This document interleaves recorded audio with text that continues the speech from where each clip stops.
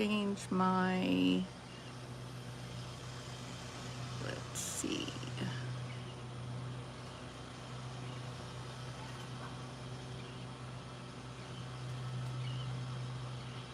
No. Well, I guess this morning we're going to be on the vertical. So my apologies for that. Let me see if that, nope. I guess would that do it? Nope. Would that do it? Nope. All right. Then we're gonna be non horizontal. We're gonna be vertical today. All right. Good morning to you in the bushes. I hope that you're doing marvelous. I am myself doing pretty good. The sun is killer bright. Like it is. Look at the reflection on the water. Ooh, it's so bright. It's beautiful. It is, Daisy. It is such a pretty day. And the pelicans are on the horizon. So they are up and moving. I saw the first one go by this morning. I think it was around 4:30, 5 o'clock. There's some fish out there hitting.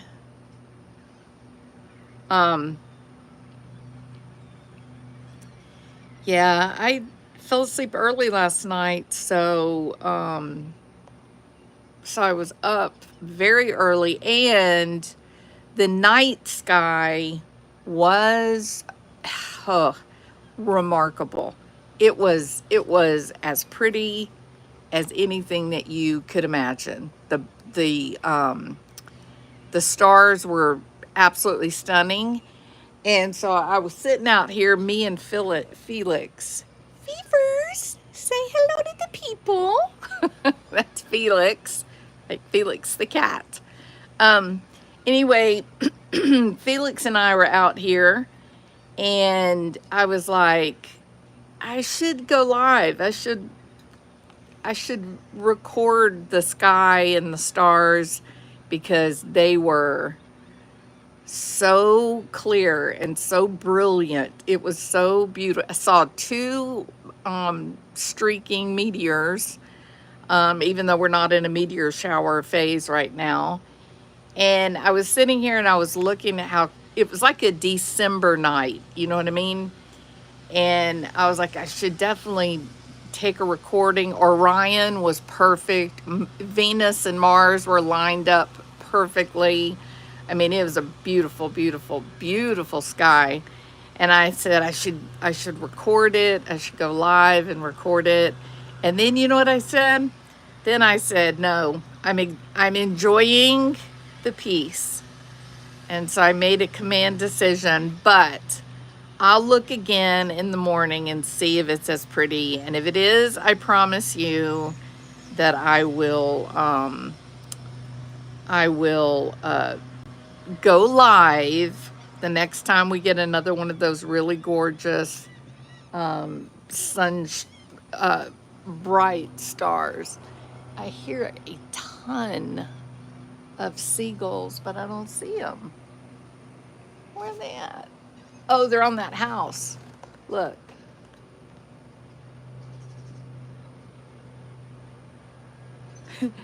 They are sitting atop a literal $1 million house. I don't know if I'd be happy if they were sitting on my house because they leave a mess, if you know what I mean.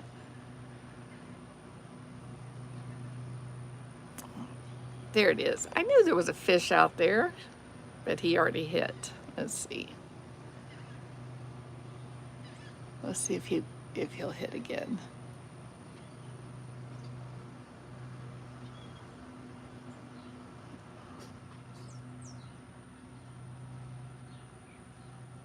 Where is he?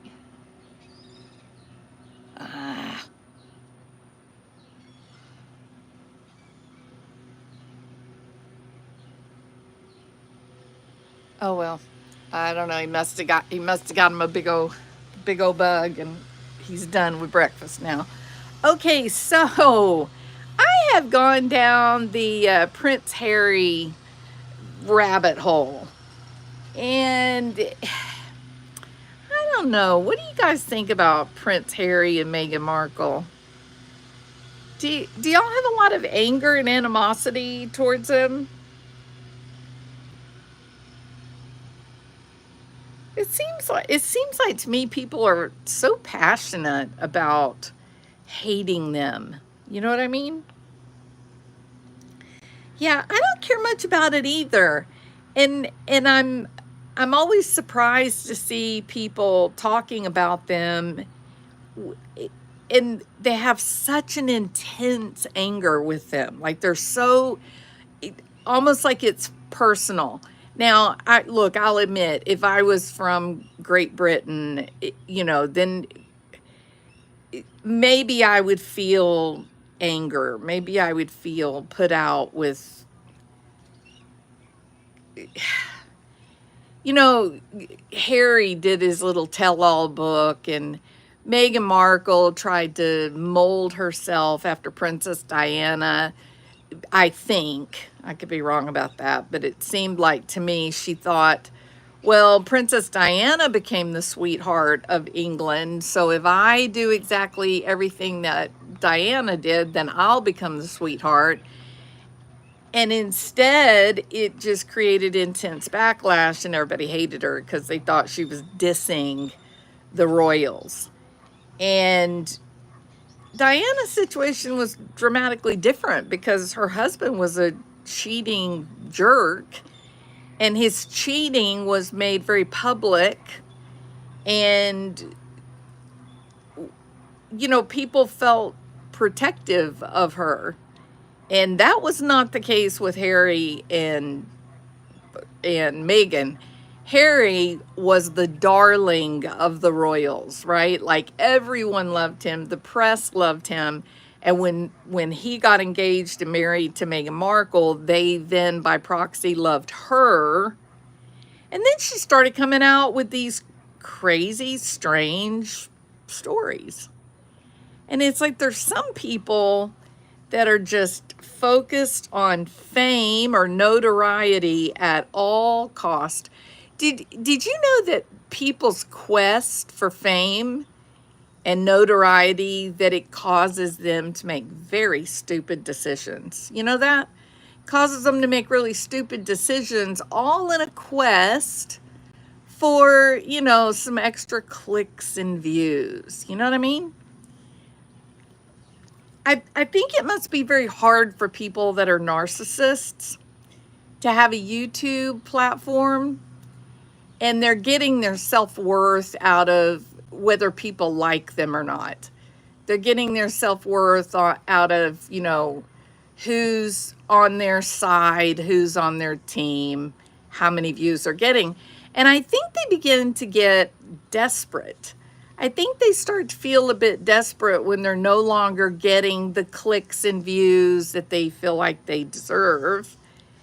And then when you add to that they're comparing their own clicks and views with the clicks and views of their friends, and they are falling very short by comparison, I think they start to panic.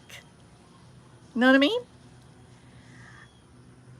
There's in the YouTube world of creators, behind the scenes, creators are quite incestuous.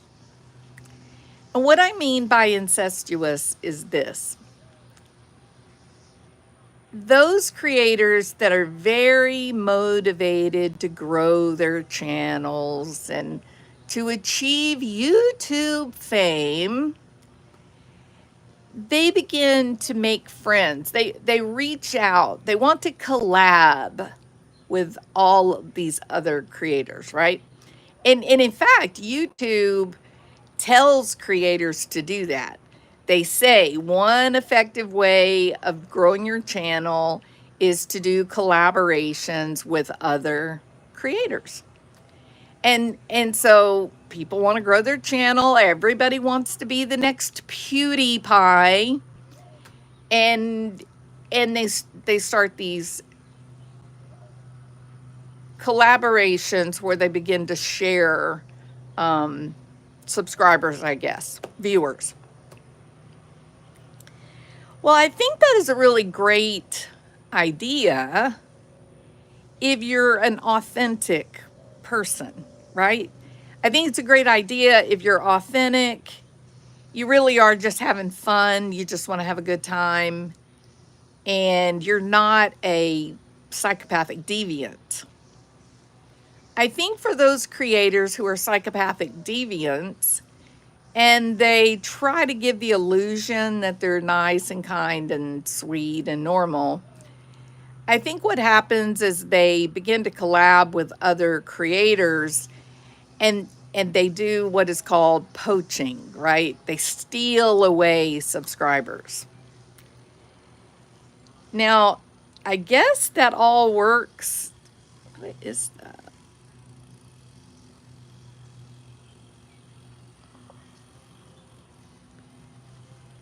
I can't tell if that's a bird or if that is something floating in the water. I think it's a bird eating a bug. What is that? I've been I've been staring into that bright sun and I can't. It's a bird, isn't it? It's a bird standing on the end of the tie, the boat tie. I was sitting there staring at it and I couldn't figure out if it was something floating in the water behind the pole, but it's not. It's a bird standing on the pole. It's a heron. Same kind of bird as that one. Where is he? Right there.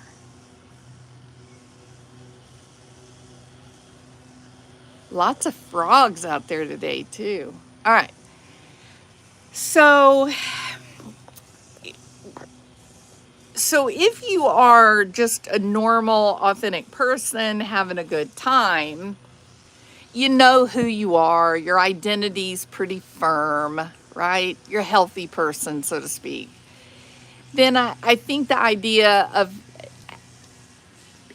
doing collaborations, multiple channels where you cover the same topic, I think all that is great. I think it's a fine idea.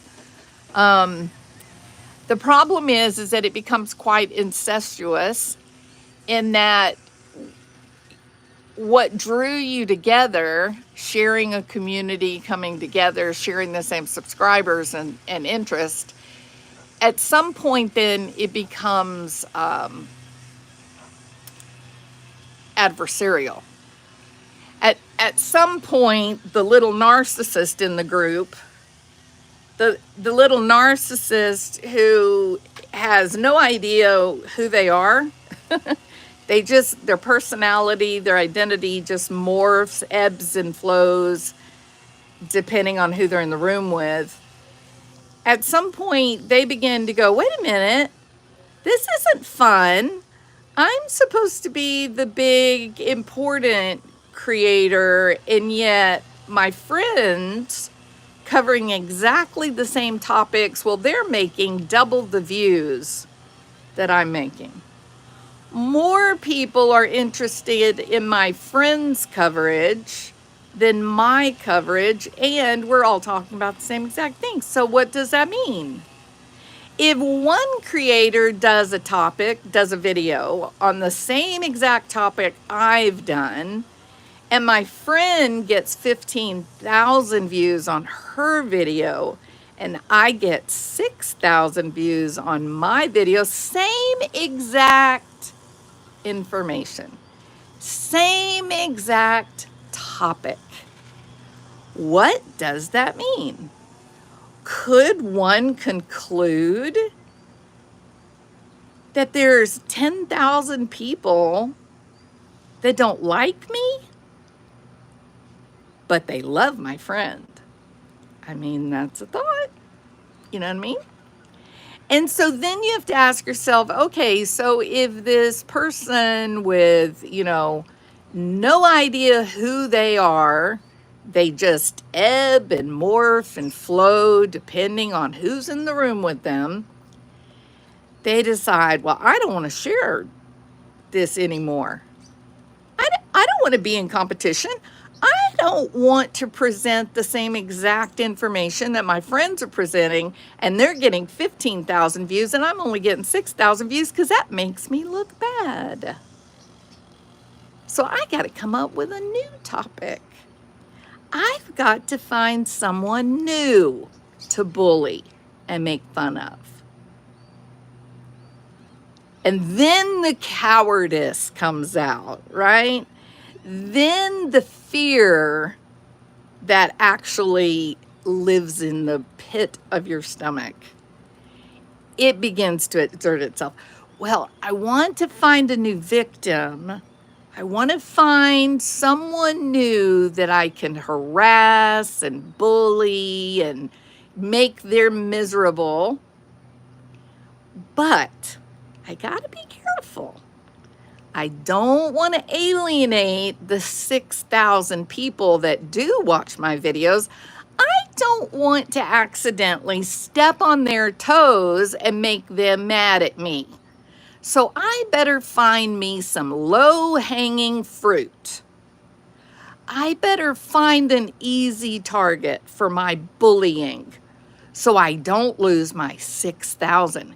And when I change to a new topic, a new target, a new victim for my bullying, I'll make sure that it's someone that no one knows, or very few people know, or very few people like, and then nobody will be able to figure out that there are 15,000 viewers that like my friend's work better than they like mine. I have to switch victims so that when I only get 6,000 views, but all my friends are getting 15,000 views, I don't have to know it's in my face that I am unliked. I'll be able to blame it on the topic. Oh, well, I didn't get as many views bullying and harassing this unknown person. That's why nobody looked, because the victim is unknown. The victim is obscure. Most people don't know or don't like my new victim. That's why I'm not getting the views. And then you can stay in perpetual denial about who you really are. Now, here's the thing that comes along with picking unknown, obscure victims so that you don't alienate any of your 6,000 viewers that you currently have.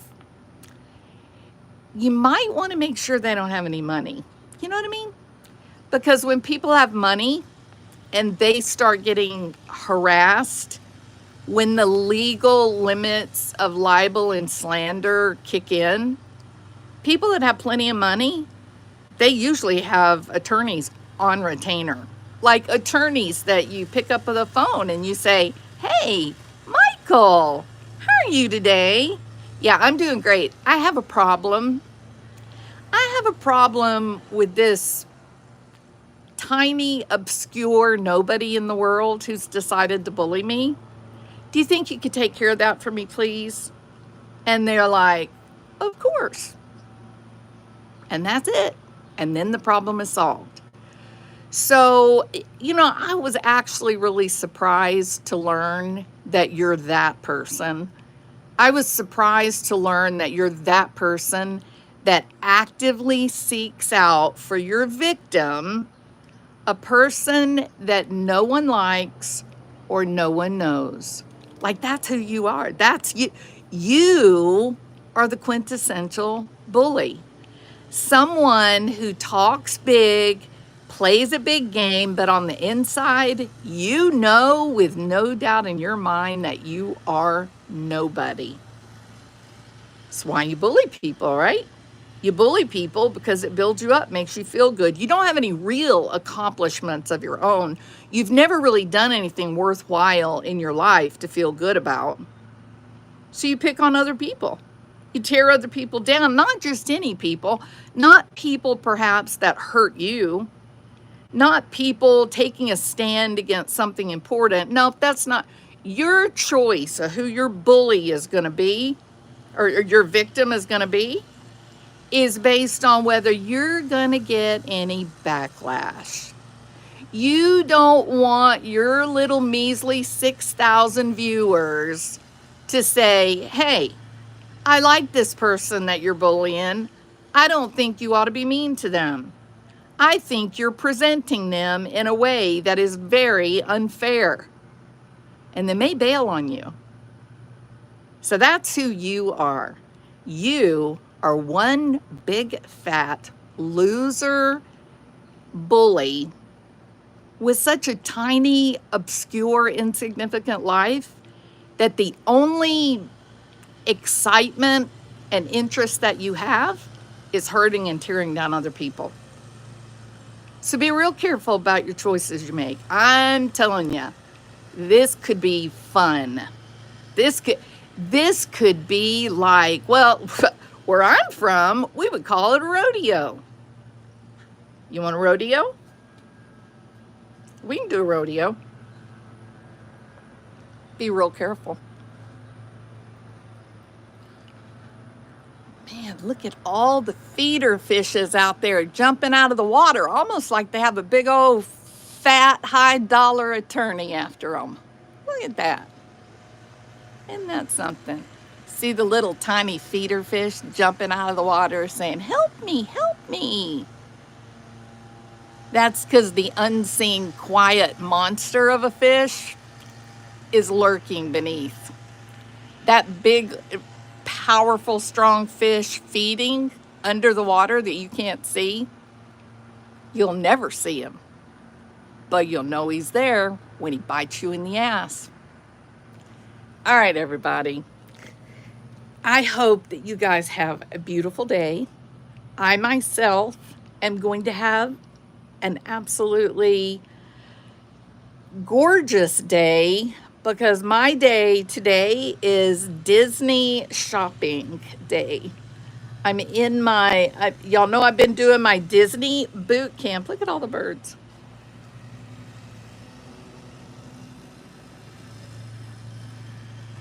I'm in my Disney boot camp days.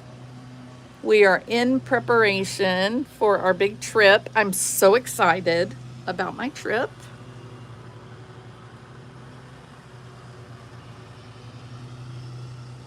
Woo, I'm gonna tell y'all something. The sun this morning is hot.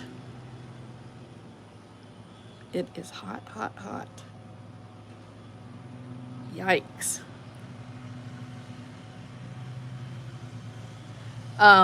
I got distracted for a minute. I am still training for Disney because when we go to Disney, I love like we go hard when we go to Disney. Like we make all the rides.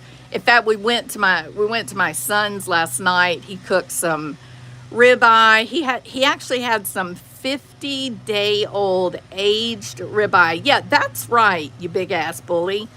Some of us are able to dry age our own ribeyes and sirloin and T-bones.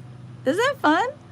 Like some of us can eat steak every single night. But anyway, he had some 50-day dry aged. He has a dry age. I guess are they called refrigerators? I think they're refrigerators. Anyway, had some 50-day and my God, it was absolutely delicious. If you buy one of the aged steaks like in a good steakhouse in Houston, they can be $150. Like they are so good. Melt like butter in your mouth. Oh, they're amazing. Anyway, we had steak, we had ribeyes, and we had the 50-day, but then we also had just regular. We had some wagyu. We didn't each get a wagyu, but we had a wagyu that we divided up among us, the four of us. Um, and we had, what did she make? It was like cauliflower, but she makes the cauliflower so it's like mashed potatoes. It's so good. It was so amazing, and I couldn't believe no carbs, zero carbs. So we had Brussels sprouts, we had these mushrooms, um, some kind of prosciutto, caramelized onions, mushrooms, and something called prosciutto. I don't remember what he called it. Anyway, some kind of weird bacon. And we put that over our cauliflower mashed potatoes, not mashed potatoes, but we called them mashed potatoes. And then 3 different kinds of steak. And it was so, so good. I ate so much. Anyway, after we finished eating, then we talked about Disney World. We had a great time talking about that and getting our final plans. We will be having dinner in the castle, which we're very excited by. We're gonna have dinner in the castle. We're gonna watch the parade from the balcony on the castle. We are going to Space 220, which is a new Epcot restaurant. And so I today am going shopping. So I got to go buy some clothes that will be appropriate for the damn Florida humidity and heat. So that is what I'm going to do today. And I did get out my mouse ears. I found a couple of, maybe it's been 5 years. I'll tell you when it was. Me and Bill went to Disney World, just the 2 of us. We went to Disney World and we were there for a week. And when we left, 3 days later, they closed it for COVID. And we were driving home and they announced that they were closing the parks. And he and I just started laughing and we were like, oh my God, how lucky did we get? So that was kind of fun. But on that trip, I bought this hat, a cap, and the cap itself has mouse ears on it, and then it's got a big red polka dot bow on it. So I was so excited to find that hat because I do have a lot of ears, but the hat I had cancer.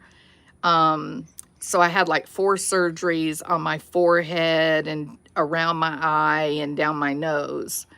And so I have to keep the sun off of those scars. So I have to keep a cap on, which in the past has kept me from being able to wear mouse ears during the day. I have to wear my mouse ears at night once the sun goes down. But with my cap, I can wear mouse ears during the day. So I'm excited about, oh, we just missed a great fish jumping out of the water. Shoot. That's the thing about the silly fish. You can't predict where they're going to come up. Kind of like lawyers. You know what I mean? It's kind of hard to predict when that big, nasty, high-powered attorney shows up at your doorstep. Those are fun days. You know what I mean? You never know it's coming. Just hits you out of the blue. And here's the thing too, the difference between grown women and little girls. Grown women don't go online and talk about who they've hired and who the victim is. Just hits you like just a bad day out of hell. Rolls right up into your driveway. It's a little short driveway. It's not a very big driveway pulling up to, not a very big little tin box, but, it keeps you out of the weather, right?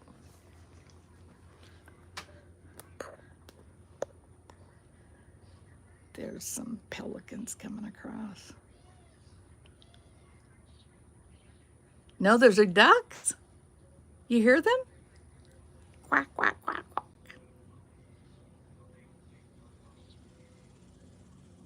Yeah, those are ducks.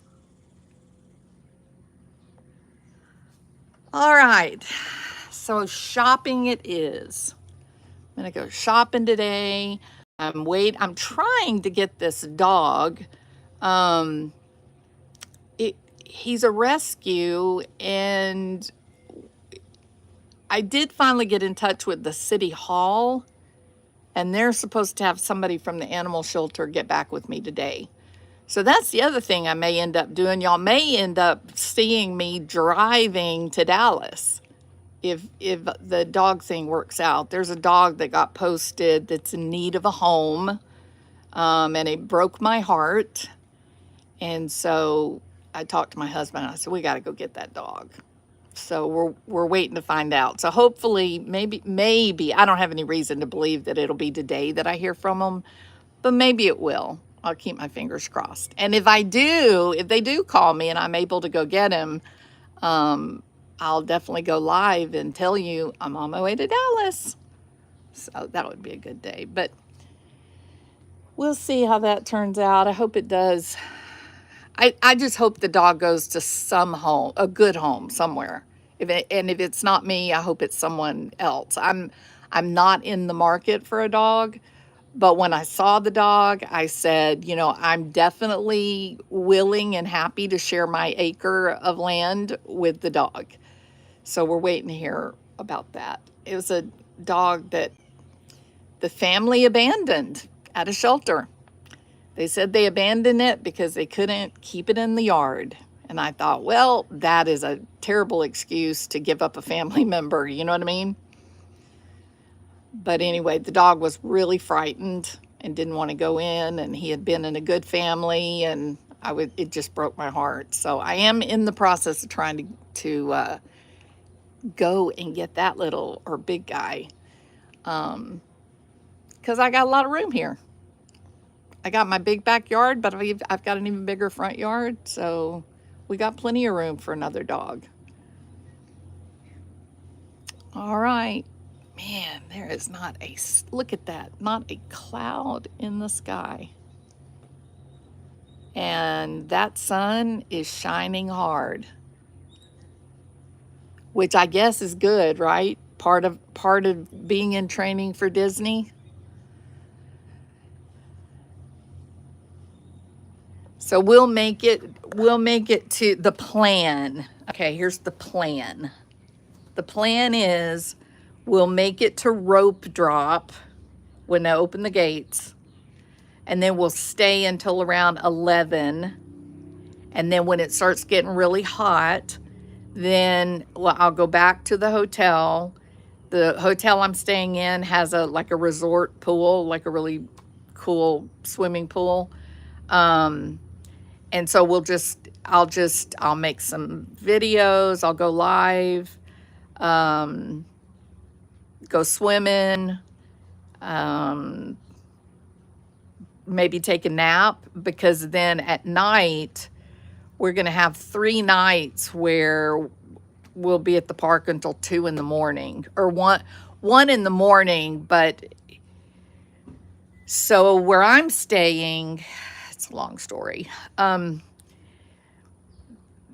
I stay in one of the Magic Kingdom resorts, right? Only for one reason only, because of the travel is so easy. You either get on the monorail, or you get on a boat, or there's direct buses that will take you to the parks. It's a lot faster than trying to go to the transportation center, then switch over to whatever is going to take you to the various parks. And so if you stay off resort, you could travel for an hour and a half, go at the end of the night going home. So so we always stay at a preferred. We have a very specific hotel that we love, and it feels like home. And so so that's where me and another person are staying. And that makes it really convenient because you just get on a bus or you get on the monorail and then or a boat, and then you're right back at the hotel within 20 minutes leaving the park gate. And so it'll be really convenient to spend the mornings at the park, go back to the hotel, go to the pool, make some videos, and then get ready and leave again around 5 or 6, going back out to the park. And that'll be the fun time. That'll be when it's nice and cool, once the sun goes down. The people next door, they've got people, renters. They're like a B&B. So they've got renters over there, so they're all starting to wake up. He's saying, look at this. Wonder what he sees. What does he see?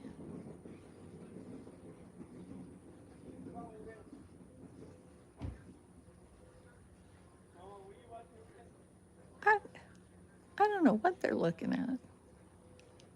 Something over by the palm trees.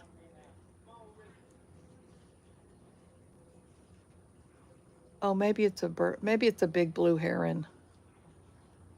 Is that what he's looking at? That dog's gonna run that bird off. They have a little schnauzer dog. Oh, look, there he is. See him?